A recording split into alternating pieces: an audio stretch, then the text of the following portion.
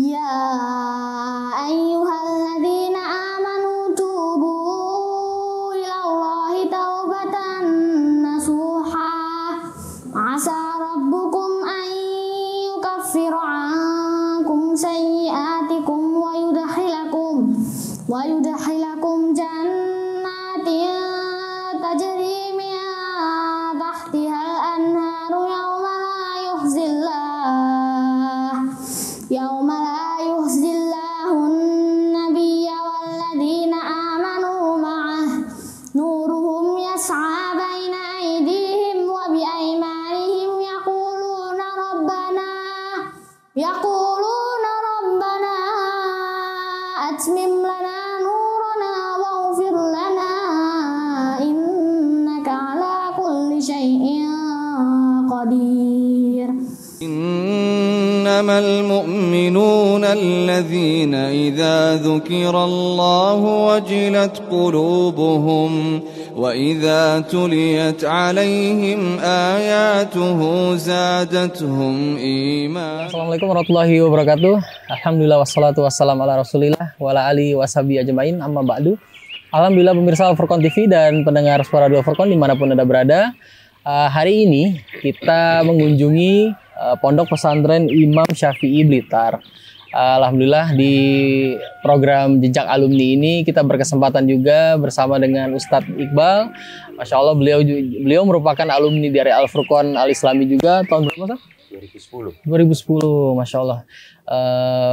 Alhamdulillah kemarin kita jam 2 malam sampai sini, Ustadz ya.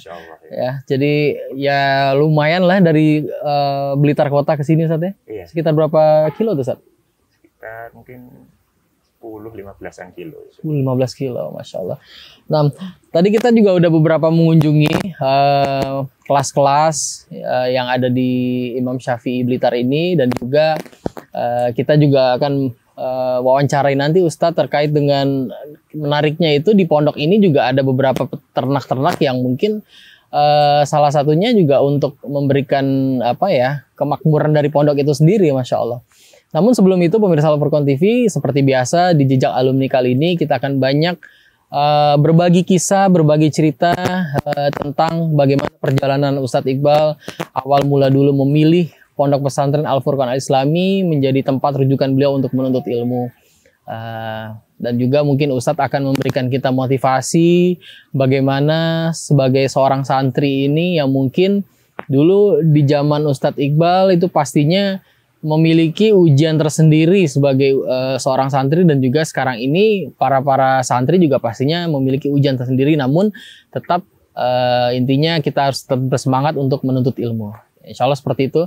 Baik Ustadz Iqbal, seperti biasa ya Ustadz ya, program Jejak Alumni ini kan kita berharap bisa memberikan cerita yang baik tentang Al-Furqan Al-Islami nih Ustadz. Nah mungkin sebelum itu mungkin Ustadz bisa sharing ke kami gimana sih dulu awal mula Ustadz, yang Ustadz asli Kendal mungkin ya, asli Kendal, Ustadz memilih untuk Al-Furqan di Sidayu Gresik sebagai tempat dulu Ustadz mondok, Ustadz. Bismillahirrahmanirrahim. Alhamdulillah, salatu wassalamu ala rasulillah wa ala alihi wa ashabihi wa man tabi'ahum bi ihsanin ila yaumiddin, amma ba'd. Jadi ya Masya Allah, perjalanan saya bisa mondok di Pondok Tercinta Al-Furqan dan saya bisa mengenal Hidayah Sunnah ini sebenarnya cukup panjang ya perjalanannya. Saya ingin sedikit bercerita. Saya ini lahir dari keluarga yang agamis, pengikut organisasi Islam terbesar di Indonesia. Ya, tidak perlu saya sebut, insya Allah dipahami. Bahkan ayah saya juga seorang guru ngaji yang dulu cukup lama ya mondok di pondok di Kediri, di Lirboyo itu Mas ya. Sehingga beliau rahimahullahu ta'ala ini termasuk guru ngaji pertama saya sebelum saya belajar agama di pondok ini. Singkat cerita, setelah saya lulus SMP tahun 2002 waktu itu, keluarga menyuruh saya untuk lanjut ke pondok tradisional. Ketika itu keluarga menyuruh saya untuk mondok di pondok tradisional di Pekalongan bersama saudara sepupu saya di sana. Namun qadarullah saya hanya bisa bertahan 1,5 tahun situ. Ya. Yang awalnya sih keluarga dan kerabat-kerabat yang menyayangkan. Harapannya kan bisa meneruskan nanti orang tua bisa menjadi guru ngaji yang mungkin lebih bermanfaat untuk umat. Tapi waktu itu saya nggak betah di situ Mas ya. Tapi ternyata dengan ketidakbetahan saya ini ternyata ada hikmah lain. Saya sampai tahun 2004 ya, 1,5 tahun kurang lebih, ketika saya pulang, saya diajak sama kakak saya di Semarang waktu itu. Dan alhamdulillah waktu itu kan kakak sudah duluan mengenal sunnah. Sehingga saya diajak di sana, saya diperkenalkan dengan teman-teman sunnah di sana. Ya yang Masya Allah ya, saya dengan sebelumnya yang tidak tahu dengan manhaj salaf ini dipertemukan dengan teman-teman yang secara zahir, secara casing ini kan berbeda sekali. Cingkrang, jenggoten gitu kan. Penampilan yang kalau masyarakat awam itu menilai nampak seperti Islam yang ekstrim gitu Mas ya. Yang eksklusif dan beda dengan umumnya masyarakat. Sehingga ketika saya di Semarang, tidak lama waktu itu, kakak saya itu meminta saya untuk kembali mondok. Tapi mondok yang pondok-pondok yang betul-betul di sana diajarkan Al-Quran dan Sunnah Nabi Shallallahu Alaihi Wasallam. Waktu itu bermodalkan dari majalah yang itu juga awal dari kakak saya dapat hidayah, yaitu majalah Al-Furqan. Itu subhanallah luar biasa, banyak sekali orang-orang yang mendapatkan hidayah sunnah melalui majalah tersebut. Akhirnya pada tahun 2004 hanya bermodalkan majalah Al-Furqan ini, kakak saya itu membawa saya langsung ke Gresik. Jadi rute-rutenya pun kita melihat di majalah tersebut. Dari gitu Semarang gitu ya. Belum ada Google Map ya? Kenapa? Belum ada Google Map dulu ya? Belum ada. Kita juga nggak punya link teman-teman yang bisa menginformasikan tentang rute-rute sampai ke sana. Kita hanya membawa majalah dulu, karena di lembar belakang itu kan ada rute-rute dari Semarang nanti turun ke Bunder itu Gresik, kemudian dari sana nanti ada bis Armada Sakti turun ke alun-alun Cidayu, terus sampailah nanti ke becak ke tempat tersebut. Sehingga setelah saya mulai masuk di lokasi Al-Furqan di situ, Masya Allah, ya tentu saya sangat kaget sebelumnya, karena terus terang ya, waktu saya disuruh mondok itu memang kondisi saya juga masih menentang sebenarnya. Saya tidak mau mondok sebenarnya gitu kan. Masih pengennya pengen sekolah atau mungkin pengen bekerja gitu kan. Tapi kakak saya itu sedikit memaksa, karena masa-masa muda itu masa-masa yang sangat produktif, yang harusnya dimanfaatkan untuk thalabul ilmi. Sehingga waktu itu saya dengan tak paksa-paksain, tak sabar-sabarkan, alhamdulillah sejak tahun 2004 akhir, alhamdulillah saya bisa bertahan sampai lulus tahun 2010. Masya Allah. Seperti itu singkatnya, Mas. Masya Allah, berarti cukup panjang lah ya Ustadz, di mana dulu Ustadz sempat mondok juga di Semarang Ustadz ya? Di Pekalongan. Di Pekalongan ya, iya. Pekalongan, terus juga Ustadz sampai berawal dari majalah Al-Furqan dulu Ustadz yang bisa sampai. Masya Allah. Terus setelah mulai Ustadz mondok di sana, ada nggak Ustadz yang memang kita bilang mungkin Ustadz kaget dengan suasana di sana, atau mungkin melihat kayak misalnya salah satu contoh itu airnya asin dan sebagainya gitu, gimana dulu Ustadz? Iya, banyak ya itu hal-hal yang membuat saya kaget, sekaligus juga saya mendapatkan sebuah pengalaman, dan itu berbeda dengan waktu saya mondok di Pekalongan, di pondok tradisional tersebut. Di antaranya saya melihat sistem pengajaran pondok sunnah itu di Al-Furqan itu memang benar-benar kita ini dekat ya, kita bisa seperti berkeluarga dengan para ustadz. Kedekatan kita ini terasa sekali, ustadznya juga betul-betul dekat dengan kita. Kita menghormati seolah-olah memang beliau-beliau itu adalah orang tua kita. Dan itu berbeda Mas ya. Untuk saya dulu di pondok Pekalongan, di pondok tradisional itu memang, kalau di pondok-pondok sana itu, dan saya kira juga pondok-pondok yang lainnya, pondok-pondok tradisional yang lainnya itu, memang santri-santri itu pengagungannya atau pemuliaannya terhadap kiainya, terhadap gurunya itu kadang terlalu berlebihan dan takut gitu ya. Kita kadang mau bertanya aja takut. Beda dengan yang di Al-Furqan ini. Kita mau bertanya apapun kita dipersilahkan. Ya. Dan tentu untuk awal-awal kali saya dulu belajar juga yang paling terkenang sekali, khususnya karena masih belum belum paham tentang manhaj salaf dengan akidah Ahlussunnah wal Jamaah itu, apalagi kalau di pondok sebelumnya dan umumnya orang itu kan semuanya kan serba boleh itu ya. Nah, waktu saya belajar di sana itu saya kok merasa ini Islam kok kayaknya serba dilarang semua gitu kan.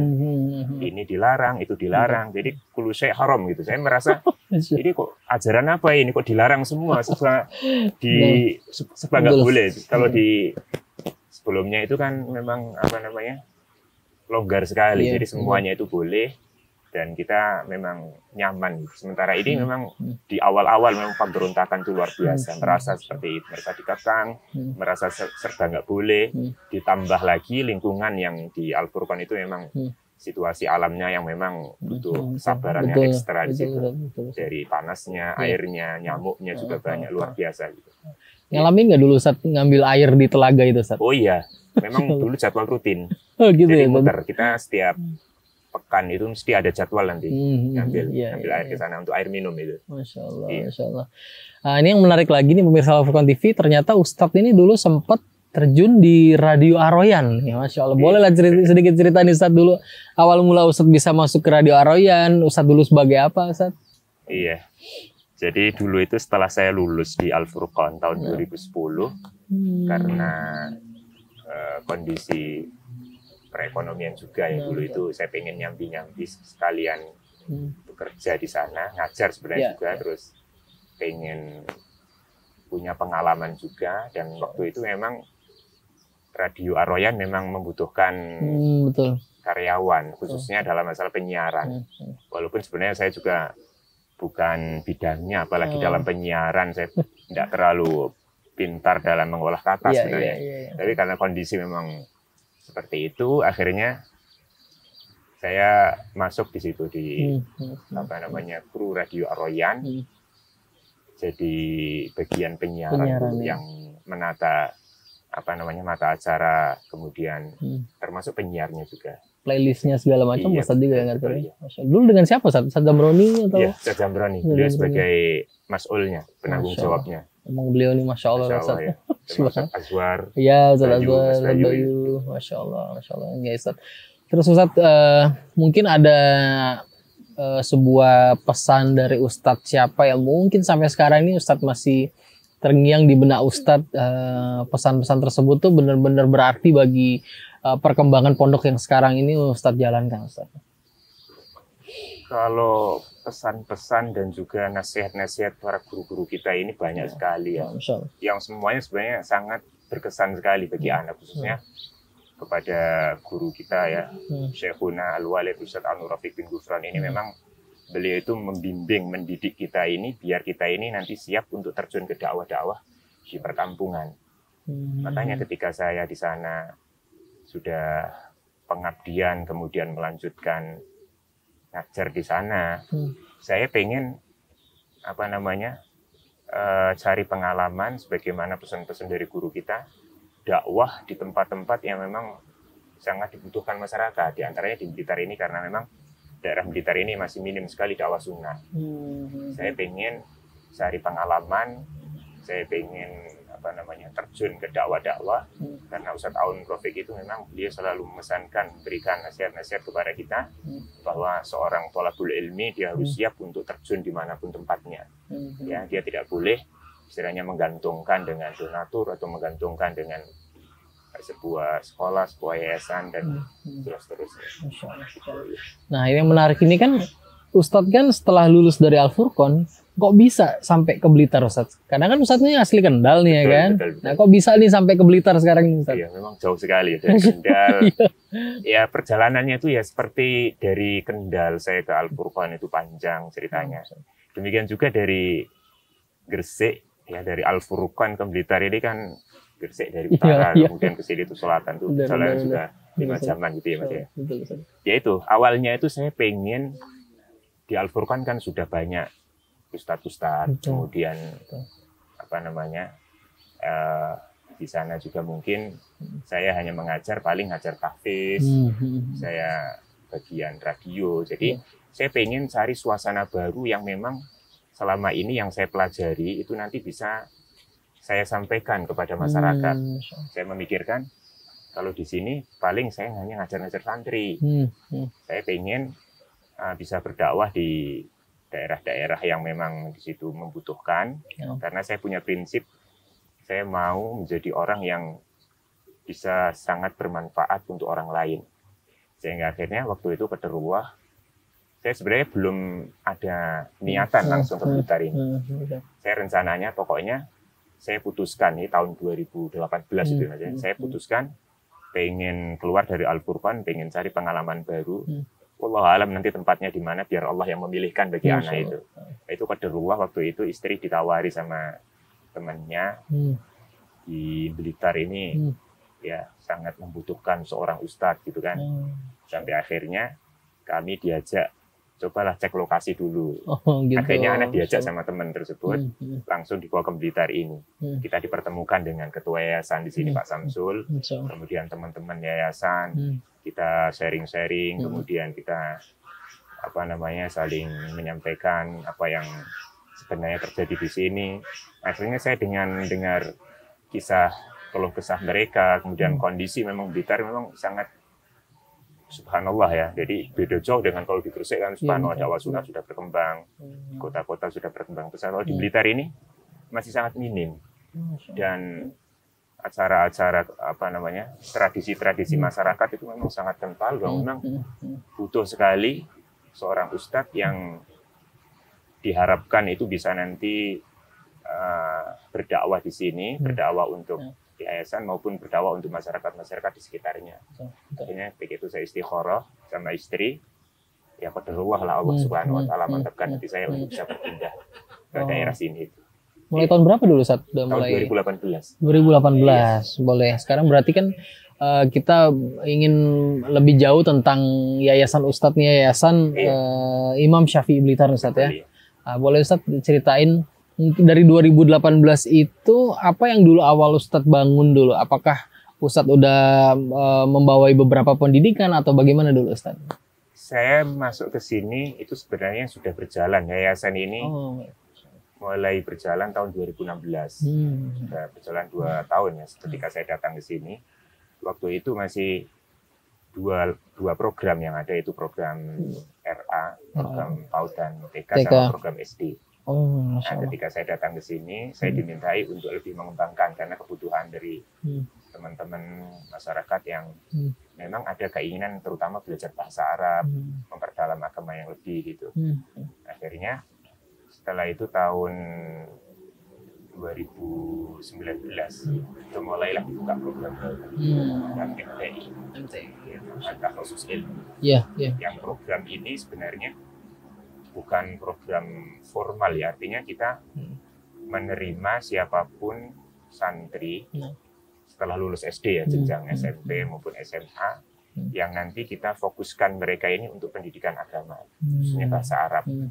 Masalah nanti untuk apa namanya ijazah dari pemerintah nanti kita fasilitasi, yaitu kesetaraan paket B maupun paket C gitu. Gitu. Insyaallah. Kalau boleh tahu Ustaz, kalau kita ingin mendaftar di Pondok Imam Syafi'i ini, kemana kita menuju lokasinya Ustaz? Atau di alamat di mana kita Ustaz?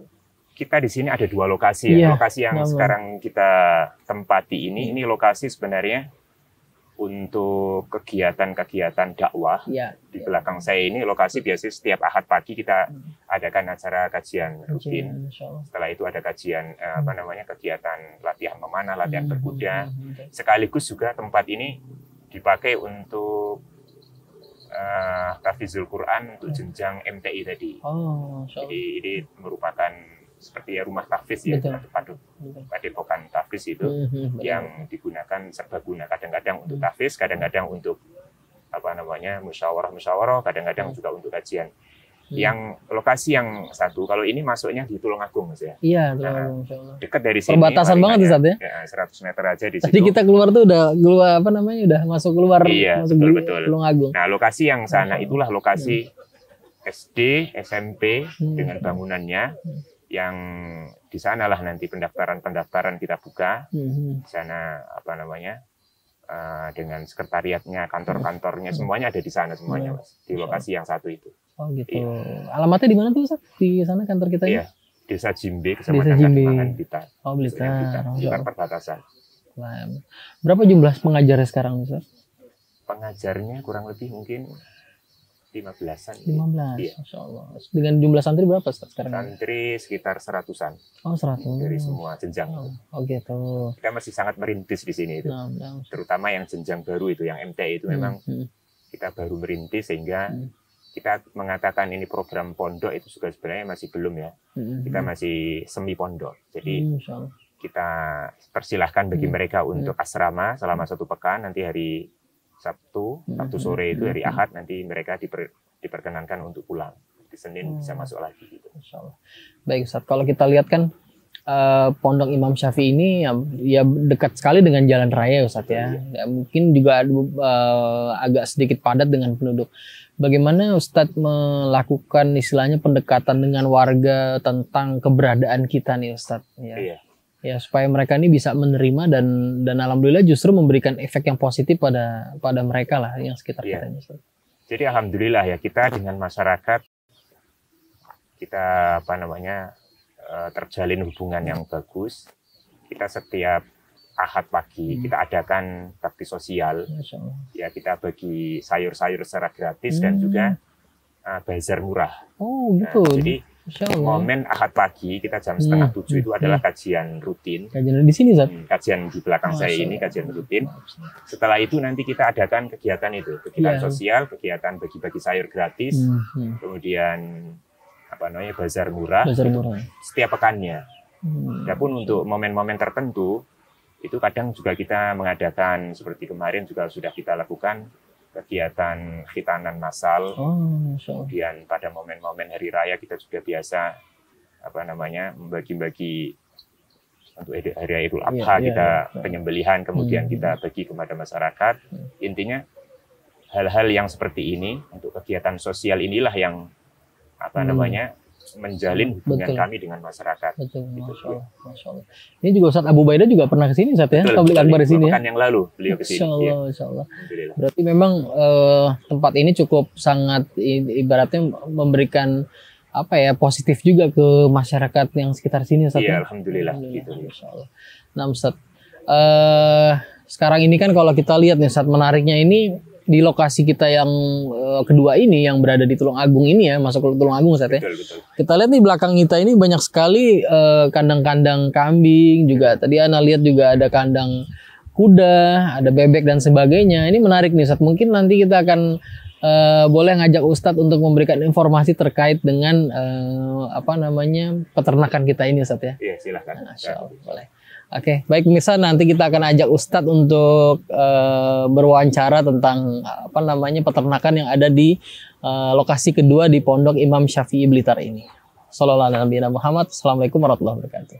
إنما المؤمنون الذين إذا ذكر الله وجلت قلوبهم وإذا تليت عليهم آياته زادتهم إيمانا. Bismillah, wassalatu wassalamu ala rasulillah. Masih di Pondok Pesantren Imam Syafi'i Blitar. Alhamdulillah masih dengan Ustadz Iqbal.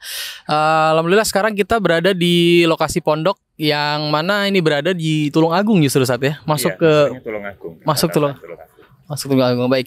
Nih di sekitaran pondok ini kita melihat alhamdulillah ada beberapa kandang hewan, terutama yang kita lihat di belakang kita ini adalah kambing.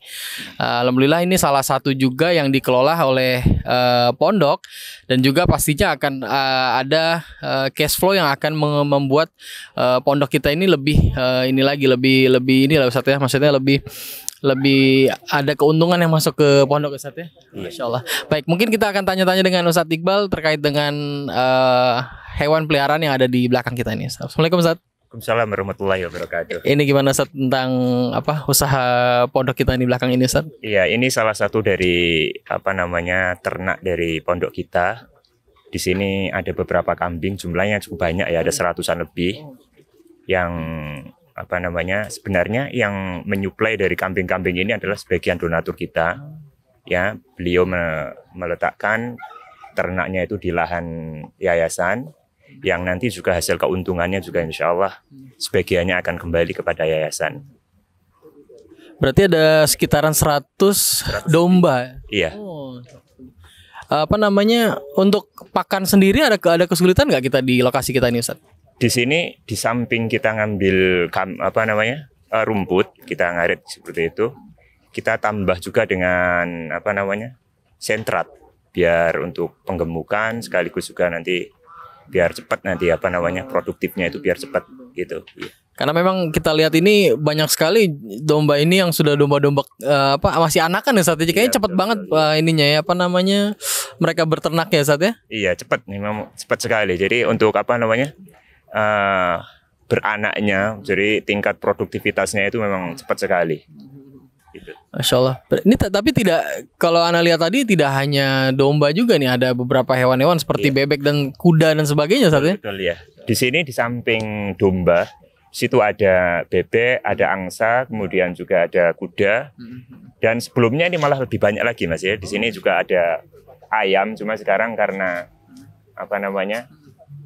ketika banyak ayam itu nanti kotoran-kotorannya terlalu mengganggu. Di sini kan sekarang kita gunakan untuk tempat sebagai kajian umum dan tempat-tempat fasilitas untuk pondok, sehingga kita sedikit mengurangi untuk ternak ayamnya gitu ya.